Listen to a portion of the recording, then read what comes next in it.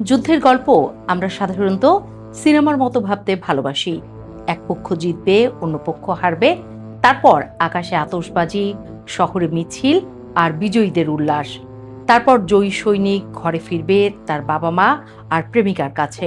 কিন্তু বাস্তব যুদ্ধ, বিশেষ করে এই সময়ের যুদ্ধ, এত সরল আর নাটকীয় নয়। এখানে বিজয় কখনো কখনো নীরবে হয়, আর সেই নীরবতার ভেতরেই সবচেয়ে বেশি গভীরতা লুকিয়ে থাকে।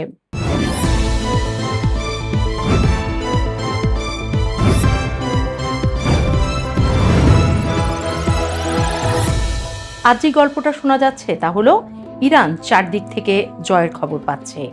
না, বাংলাদেশে ভিউ বাড়ানোর জন্য মিডিয়াগুলো রঙিন গল্প লিখছে না, বরং মিডিয়া, বিশ্লেষক, এমনকি কিছু পশ্চিমা রিপোর্ট, সব জায়গায় একটা কথা ভেসে উঠছে: এই যুদ্ধটা যুক্তরাষ্ট্র আর ইসরায়েল যতটা সহজ ভেবেছিল ততটা সহজ নয়, বরং অনেক জায়গায় উল্টো চিত্র। কিন্তু প্রশ্নটা অন্য জায়গায়। যদি সত্যি ইরান এগিয়ে থাকে, তাহলে তাদের নেতাদের কণ্ঠে নেই কেন দম্ভ, নেই কেন উল্লাস, কিংবা ট্রাম্পের মতো বারবার বুলিয়া ওড়াচ্ছে না যে আমরা জিতে গেছি? এই প্রশ্নের উত্তর খুঁজতে হলে একটু ধীরে হাঁটতে হবে। যুদ্ধ শুরু হয়েছিল আত্মবিশ্বাস দিয়ে। ডোনাল্ড ট্রাম্প মনে করেছিলেন ইরানকে চাপ দেয়া যাবে, ভেঙে ফেলা যাবে, এবং সেটা হবে খুব দ্রুত। ভেনেজুয়েলায় যেভাবে প্রভাব খাটিয়ে নিজের পছন্দের লোক বসানো গিয়েছিল, সেই অভিজ্ঞতা তাকে সাহস দিয়েছিল। তার সাথে ছিল ইসরায়েলের শক্তিশালী গোয়েন্দা সংস্থা মোসাদ, যাদের নাম শুনলেই অনেক দেশের রাজনীতিবিদদের ঘুম উড়ে যায়। কিন্তু সমস্যা হলো, যুদ্ধের ময়দান দাবার বোর্ড নয়। সেখানে সব খুঁটি আপনার ইশারায় চলবে। ইরানের ভেতরে যে অস্থিরতা ছিল, যে গৃহযুদ্ধের কথা বলা হচ্ছিল, সেটাকে একটা সুযোগ হিসেবে দেখা হয়েছিল। ভাবা হয়েছিল ভাঙা ঘরের উপর আঘাত করলে তার সহজেই ধসে পড়বে। কিন্তু বাস্তবতা হলো, বাইরের শত্রু অনেক সময় ভেতরের বিভাজনকে এক করে দেয়। ইরানের ক্ষেত্রেও সেটা হয়েছে। যেখানে ভেবেছিল বিভক্ত একটি দেশ, সেখানে তৈরি হলো এক ধরনের জেদি ঐক্য। যুদ্ধের প্রথম বড় শিক্ষা এটি: শত্রুকে ছোট করে দেখা সবচেয়ে বড় ভুল। কিন্তু এই গল্প এখানেই শেষ নয়, কারণ একই সময়ে আরেকটা ঘটনা ঘটেছে। ইরানের আকাশে একটি মার্কিন যুদ্ধ বিমান ভূপাতিত হয়েছে। এটি শুধু একটি সামরিক ঘটনা নয়, বরং প্রতীকী একটি আঘাত। শক্তিশালী প্রযুক্তি, উন্নত বিমান, সবকিছুর পরেও আকাশে নিরাপত্তা নেই, এই বার্তাটা খুব স্পষ্টভাবে ছড়িয়ে পড়েছে। আরও ভয়ঙ্কর বিষয় হলো, সেই বিমানের ক্রুরা যদি বেঁচে থাকে, তাদের জন্য অপেক্ষা করছে এক অদ্ভুত বাস্তবতা।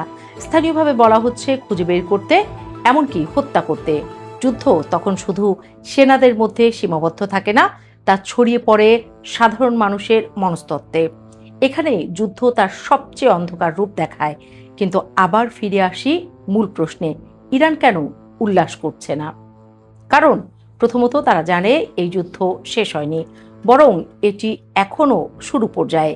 ইতিহাস বলে, যুদ্ধের মাঝপথে যারা বিজয় ঘোষণা করে তারা অনেক সময় শেষ দৃশ্যে পরাজিত হয়। দ্বিতীয়ত, ইরান জানে তারা আঘাত পেয়েছে, তাদের অবকাঠামো ক্ষতিগ্রস্ত হয়েছে, অর্থনীতি চাপে আছে, বড় বড় শহরে হামলা হয়েছে। একটি দেশ যখন যুদ্ধের মধ্যে থাকে, তখন তার ভেতরের ক্ষত বাইরে থেকে দেখা যায় না, কিন্তু সেই ক্ষতই সবচেয়ে গভীর। তৃতীয়ত, এই যুদ্ধের কোনো স্পষ্ট শেষ নেই। এটি এমন এক আঘাত যেখানে জয় মানে কি তাকে স্পষ্ট বলতে পারছে না। শত্রু পুরোপুরি পিছু হটেনি, কিন্তু চুক্তি হয়নি, কোনো পতাকা নামেনি। তাহলে কিসের বিজয়? চতুর্থত, সামনে আরও বড় ঝড়ের আশঙ্কা। যদি এই যুদ্ধ স্থলযুদ্ধে করায়, তাহলে পরিস্থিতি সম্পূর্ণ বদলে যেতে পারে। আকাশে বা সমুদ্রে যুদ্ধ আর স্থলযুদ্ধ এক জিনিস নয়। স্থলযুদ্ধে প্রতিটি ইঞ্চি জমি, প্রতিটি শহর, প্রতিটি রাস্তা হয়ে ওঠে রণক্ষেত্র, আর এখানেই ভয়টা সবচেয়ে বেশি। কারণ ইরান জানে, স্থলযুদ্ধে যদি যুক্তরাষ্ট্র এবং ইসরায়েল প্রবেশ করে, তাহলে এটি আর সীমিত যুদ্ধ থাকবে না, এটি পরিণত হবে এক দীর্ঘ, ক্লান্তিকর, রক্তক্ষয়ী সংঘাতে। আরেকটি গুরুত্বপূর্ণ বিষয় হলো, ইরান এখন একটি দীর্ঘমেয়াদী কৌশলে খেলছে। তারা জানে দ্রুত জয় নয়, বরং প্রতিপক্ষকে ক্লান্ত করে ফেলা, এটাই তাদের শক্তি। এটি এক ধরনের ক্ষয়িষ্ণু যুদ্ধ, যেখানে প্রতিদিন একটু একটু করে প্রতিপক্ষের শক্তি কমানো হয়। এই ধরনের যুদ্ধের সবচেয়ে বড় অস্ত্র হলো ধৈর্য, আর ধৈর্যশীল মানুষ সাধারণত খুব বেশি উল্লাস করে না। তারপর আসে অর্থনীতির কথা। যুদ্ধ মানে শুধু বোমা নয়, যুদ্ধ মানে বাজারে আগুন, দ্রব্যমূল্য বৃদ্ধি, জ্বালানি সংকট। ইরানের ভেতরে সাধারণ মানুষ এই চাপ অনুভব করছে।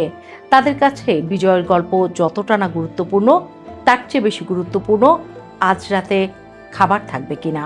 একটি দেশ যখন এই বাস্তবতার মুখোমুখি হয়, তখন উল্লাস একটু বিলাসিতা হয়ে যায়। আর শেষ কারণটা সবচেয়ে সূক্ষ্ম, মনস্তাত্ত্বিক। ইরান এই মুহূর্তে নিজেকে জয়ী হিসেবে তুলে ধরতে চায় না, বরং অদম্য হিসেবে তুলে ধরতে চায়। তারা দেখাতে চায় তাদের ভাঙা যায় না, কারণ এই ইমেজই তাদের সবচেয়ে বড় অস্ত্র। উল্লাস করলে যুদ্ধ শেষ হয়ে যায়, কিন্তু নীরব থাকলে যুদ্ধ চলতে থাকে, এটাই তাদের হিসাব। সব মিলিয়ে ছবিটা যদি দূর থেকে দেখা যায়, তাহলে বোঝা যায় এই যুদ্ধ এখনো মাঝপথে। এখানে কেউ পুরোপুরি জেতেনি, কেউ পুরোপুরি হারেনি। তবে একটি বিষয় পরিষ্কার, এই যুদ্ধ যত দীর্ঘ হবে, তত বেশি বিপজ্জনক হয়ে উঠবে। বিশেষ করে যদি এটি স্থলযুদ্ধের রূপ নেয়, তাহলে শুধু ইরান বা যুক্তরাষ্ট্র, ইসরায়েল নয়, পুরো অঞ্চলই এক ভয়াবহ অস্থিরতার মধ্যে পড়ে যাবে।